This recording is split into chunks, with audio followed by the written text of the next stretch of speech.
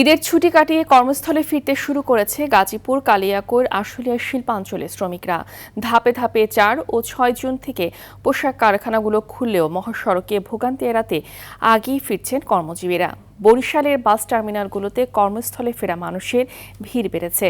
প্রিয়জনদের সঙ্গে ঈদ আনন্দ ভাগাভাগি শেষে কর্মস্থলে ফিরছে দক্ষিণাঞ্চলের হাজারো মানুষ। এদিকে বরিশাল থেকে লঞ্চে করে স্বাচ্ছন্দ্যে কর্মস্থলে ফিরছেন যাত্রীরা। লঞ্চে তুলনামূলক দুর্ঘটনা কম এবং চলাচলে স্বাচ্ছন্দ্য হওয়ার কারণে লঞ্চ যাতায়াত করছেন বেশিরভাগ যাত্রীরা। রাজধানী ঢাকাসহ আশেপাশের অঞ্চলে কর্মস্থলমুখী মানুষের ভিড় বাড়ছে মানিকগঞ্জের পাটুরিয়া ফেরিঘাটে। তবে নৌপথে ভোগান্তি ছাড়াই ফেরি ও লঞ্চে নদী পার হচ্ছেন তারা। ঈদের ছুটি শেষে আবার কর্মস্থলে ফিরে যাচ্ছি। গাড়ি সংকট, টিকিট এখনো পাইনি। বাসে অনেক ঝামেলা, টিকিট পাওয়া যায় না, তারপর আবার দাম বেশি। ঈদে বাড়িতে আসছিলাম, বাসে ঝামেলা, 1000 টাকা ভাড়া চাই, এই জন্য আমরা লঞ্চে আসছি যেহেতু সুবিধার জন্য।